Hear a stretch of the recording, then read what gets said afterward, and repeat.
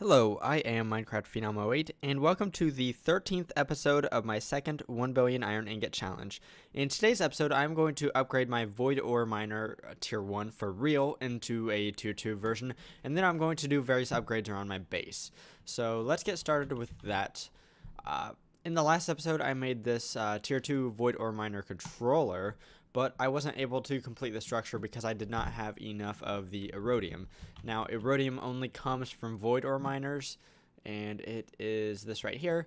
You can only get it from void ore miners. You will not find it in the world, and you need it for the tier 2 variant of the void ore miner controller. So I have that here. Let me also grab an assembler. That way I can go ahead and see what I need to do to make the structure. So what I can do is I can take my assembler, left click. I need 4 null modifiers. Sorry about that. I am a little tongue-tied right now. So we need 4 of these guys. It's just interconnects, glass, and iron. So let's make some interconnects here. I only need 4 of them for this. And then we need 4 null modifiers. Fantastic. The next thing I need is 32 structure frame tier 2 or above. So let's go ahead and get that. 32 frame tier 2 structure, or yeah, 32 of these. So first off, I need 32 of these, the tier 1 variants. So let's go ahead and make, I need more of those. So I need more of the, I'm not sure if I need more connectors or more concrete. We'll find out. Ooh, I have just enough. If I need more concrete, I'll have to make more. But for right now, I have enough. So let's see. What else do I need? I need 16 structure panels. So let's make those. And those are right here. And I need 16 of these. Fantastic. Let's see. What else? 3 laser cores. That won't be a problem. At least I don't think. And then 1 clear laser lens. Actually, yeah, we'll just do that for right now. In addition, let's grab that. So now we have everything we need to make the tier 2 void ore miner. However, I am going to make a tier 1 void, I think it's a resource miner is what it's called. Yes, void resource miner. I want to make one of these. So let's go ahead and make some litherite here. I need 4 of these blocks, and I do have some litherite crystals from the tier 1 void ore miner that I have going downstairs. Let's make another diode. I need, I'm gonna need some more concrete. So let's see here. Need some more concrete powder. So that actually shouldn't be too hard to make. And what I'm going to do real fast is I'm going to make a bunch of concrete. And I've done this before. When I made my first void ore miner, I just make concrete like this. Because you just have to wet concrete powder. And then you get concrete. So what I'm going to do is I'm going to make this stack of concrete powder into black concrete. And then I will be right back. I am back and I have my stack of black concrete here. So we can continue with this. So let's go back to the void resource miner. Okay, I need these interconnects right here. I need 2 of them. There we go. And then let's see, do I have everything I need? I'm going to have to make another laser lens, but that's okay. What I'm going to do with my tier 1 void ore miner is I'm just going to replace it with a tier 1 void resource miner because the structures are exactly the same. So I can just replace that with this, and then I will build a new structure for the tier 2 void ore miner. And I also need to hook up some sort of item and energy transportation. So let's grab some flux duct here. And actually, I might want to make some more hardened flux duct right here. So let's go ahead and do that if I can. I definitely have some Invar, so that's not a problem. And then I also will need some item transportation. So let's grab some item duct. Let's grab a servo. And this servo, not that servo. And then let's grab a chest. Whoops. And there we go with that. I don't need these. I think I have everything I need right now. So let's go down and build this thing. Now there's a reason why I'm making this void resource miner, and that's because I want mica. And let's actually just look at this. Mica is from environmental tech. You can only find it, you can only get it from void resource miners, and mica is used to make speed upgrades and other upgrades for the void resource miners and void ore miners. Now right now in the tier 2 structure that I'm going to build, I will have 4 null modifier blocks, but in the future I would like to replace those null modifiers with some speed modifiers so that the structure can make more blocks at a time, which obviously would be super beneficial. Okay, as we can see here, we have the tier 1 void resource miner. Or void ore miner rather. Let's get rid of this. We'll just shift right click, boom, and then we will just replace that with a void resource miner. And yep, it's active, as we can see by the laser right there. That signifies it's active. So what I'm going to do real fast is I'm going to knock this wall. I'm going to just mine it out a little bit. So let's hit V here. And after I move this wall out, I also want to exchange this clear laser lens, because the only reason I'm having a void resource miner right here is to get mica. If I switch out the clear laser lens for a white laser lens, I have a much higher % chance to get some mica. So that's what I'm going to do. So I'm going to move this wall out. I'm going to grab another laser lens, and then I will be right back. And here we are. I have the wall pushed back a little bit. One thing I neglected to mention was that the void ore resource miner uses quite a bit less power. If you look in the bottom left hand corner, it only uses 160 forge energy per tick, which I think is equivalent to 460 RF per tick. So that won't be a problem. Let's go ahead and put the void, I think the void ore miner tier 2, we can put it right up here. Oh look, we have some, I just got a piece of, oh, what's it called? Now I don't remember what it's called, the bedrock dust stuff that I need for Ender IO. But anyways, let's go ahead and place this down. I can't remember if this is actually any taller than the structure over here, but we'll find out here in a minute. I actually don't think it is, but I'm not sure. You know what? It definitely is. So I need to punch out the floor here. So let's go ahead and do that.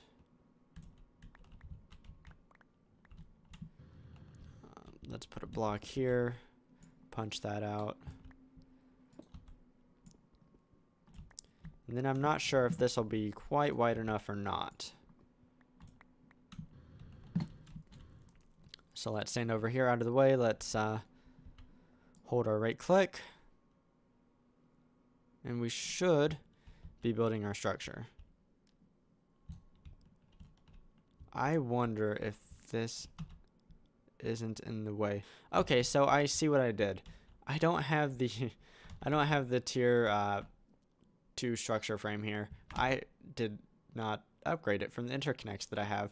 So I need to actually go back and get the tier 2 structure frames, and yeah, I can do that off camera. So I'll be back when I actually have those ready. Okay, so I actually have the structure frame tier 2s with me this time.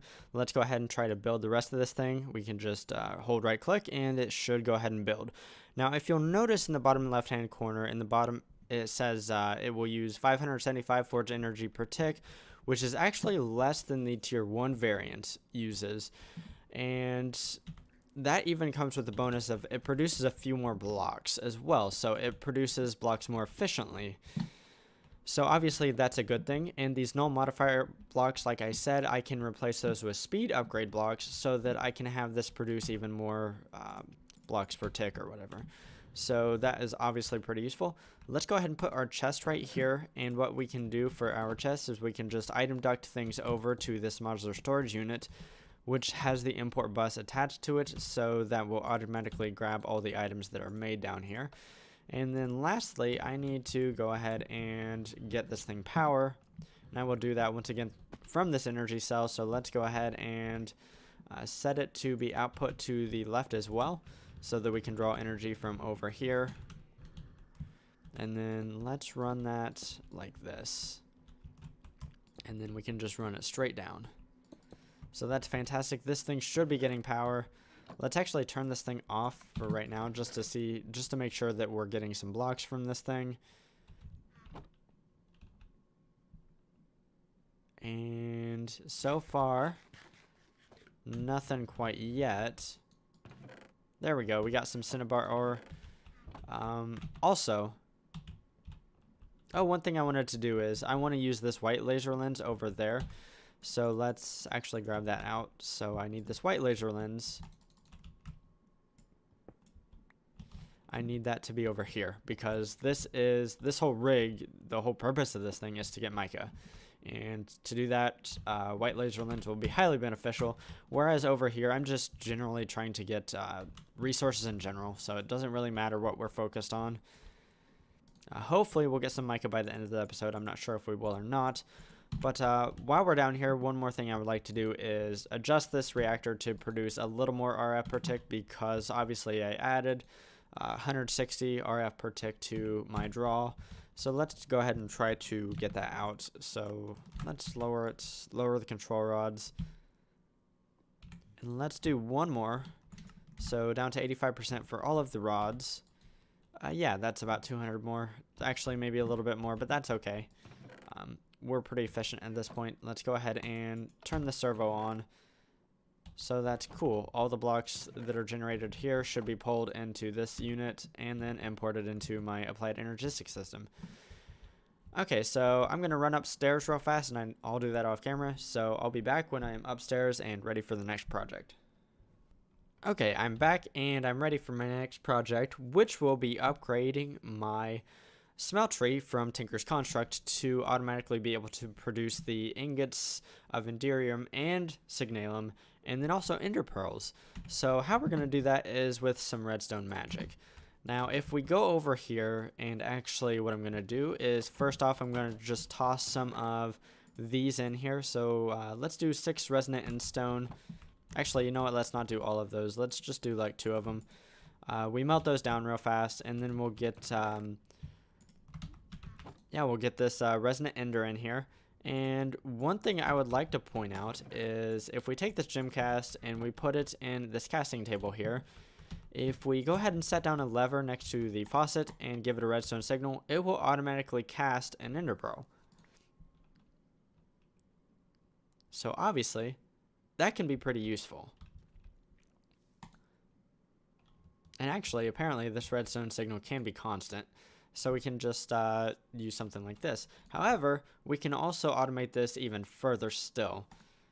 So let's wait on this to cast out all of the ender pearls, which should be real soon. There we go. So what I'm going to do is I'm going to take this a step further. And that's because if you put a hopper underneath the casting table with the proper pattern, and in this case a gem cast, we can, let's see here. Oh, I need my chest. We'll put the chest right here. We'll take a hopper. We'll put it right here leading into the chest. If we go ahead and melt up a couple more of these guys. Nope, wrong ones. We should see some resonant end in here. Let's go ahead and turn this on. So that will automatically be able to... Okay, so I will need a timer. I grabbed a timer just in case. So what we can do is we can take a timer, and this will pulse redstone signal every however many ticks you choose. For ender pearls, 70 ticks seems to work really well. I was testing out this method before. So basically, I can automatically cast ender pearls really quickly.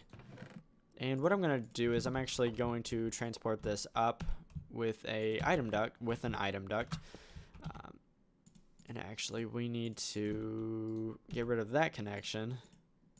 And then we can do this. Turn this on. Turn the servo on. And then our ender pearls should end up here, which is pretty fantastic. Now we can actually go a little bit further here because we can also add something for, say, signalum and inderium as well. And I didn't mention this in the episode before, but I can also use this setup to make signalum. To make signalum, it's just copper, silver, and redstone, destabilized redstone. So let's actually go to the casting table, the alloying recipe here.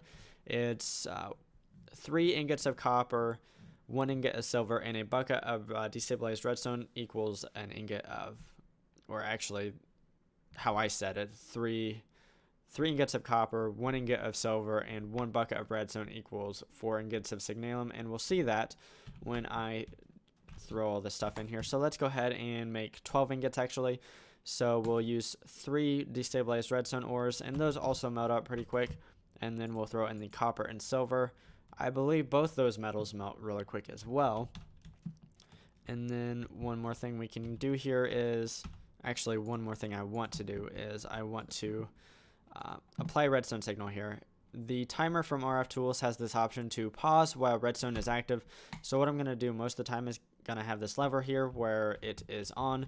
So this timer is not active. It's not taking, if you can see out in the upper middle portion of the screen, it says time 70. And once I let off, that timer starts ticking down. So what I'm going to do is I'm actually going to take this ingot cast here. I'm going to put it right here. And if I click right here, we should see that I have 12 ingots of signalum, because 1 block is 9 ingots. So we can go ahead and cast this out. So if we turn that off, we should start to see this cast. And I also brought the sign with me, and I'm going to use this sign to kind of store some information here. I'm just going to say put it right here, and I'm going to put some information on this. So ender pearls, I'm going to put 70 because I know 70 ticks is probably the best setting for this timer here. Obviously signalum seems to take quite a bit longer to harden. Actually, it's not that much longer, so I'll say let's go with 110, because I think that's about right here. So let's reset this to 110. And hopefully every time the timer gets down to 0, the signalum will be gone out of here, and then it can tell the faucet to pour another one. Ooh, that's really, really close. That's almost perfect, actually. So now what I'm going to do is I'm going to try to do the same thing for inderium here. So let's throw in the resonant endstone in there, and then we can throw in the lead and platinum over here. Unfortunately, this takes quite a bit longer to actually melt down, because the platinum takes quite a while to melt down. So we need to be careful, and we also need to be careful not to accidentally cast our lead that I threw in there. So let's go ahead and turn this on. That's part of the reason why I have the lever over there, because if I had lead, I could totally cast a lead ingot by doing that and waiting 5.5 seconds, as we see like there. So what I'm going to do is I'm just going to grab this lead. I'm going to literally just throw it back in, and it will probably melt down again before the before the platinum melts for the first time. So actually what I'm going to do right now is I'm just going to wait on this to melt down, because it takes a little while, and once that's done, I will be right back. Awesome, awesome, awesome. So now I have 12 ingots of molten inderium in here, so let's go ahead and start to cast that. Once again, I'm going to look for a good timer target to try to cast these things out efficiently. Okay, so let's see. We counted down once through. So I'm thinking let's go 170. I think that might be a good target there. So 170 ticks would be what, 8.5 seconds real time? Okay, so this is the one in which we can actually look at. How close are we? We're really close. That is really efficient. So let's go ahead and put that in the table. Fantastic. So I know what I need my timer set at to cast the different ingots, and that'll be useful information. If I need to do other ingots in the future, I can easily add those I'm not sure. Lumium might be something I could add in the future. I'm not going to do it right now because Lumium is pretty rare. It's not used a whole lot. So to get Lumium, yeah, glowstone, silver, tin, and that'll give you Lumium. So that's something I could add in the future. I'm not going to worry about it right now, but I really like this system because I can just put in the ingredients, I can start the timer, and then I'll get what I need, right? And they'll be delivered right here. So that's pretty fantastic. So I think that is a pretty good wrapping up point for this episode. There's a few things that I would definitely like to get to at the beginning of next episode. I would definitely like to upgrade my machines around the base, and that's because I'm going to be making more and more items quicker and quicker because I'm going to be upgrading my void ore miners in the basement. Also probably my reactor in the basement. We'll see where I go. But anyways, so in today's episode, I upgraded my basement. I turned my void ore miner tier 1 into a void resource miner tier 1, and hopefully we'll start getting some of this mica here. I have one right now, so that's a good start. I'm hoping to get actually I don't know how many I need for a speed modifier. Let's see. I need 2 for each speed modifier, so that's not bad. And I also need these I need these crystals as well. And I think I have a few of those laying around. I have one of those laying around. So I need more of those as well, but that's not a problem. I'll get those as time goes on. But I built that the tier 1 void resource miner. I also built a new tier 2 void ore miner, which will get me a little bit more stuff than the tier 1 variant, and it is also more energy efficient. I also upgraded my building next door so that I can automatically cast ender pearls, inderium ingots, and signalum ingots pretty much at will. So that's going to be awesome because that stuff is a little bit complicated to make typically, but now I have a really easy way to make all that stuff, so I'm thrilled. So anyways, if you liked today's episode, definitely give it a like. If you enjoy watching automation type stuff in modern Minecraft, definitely consider subscribing to my channel if you haven't already, because that's pretty much what I do. Anyway, signing off, I am Minecraft Phenom 08, and I will see you next time.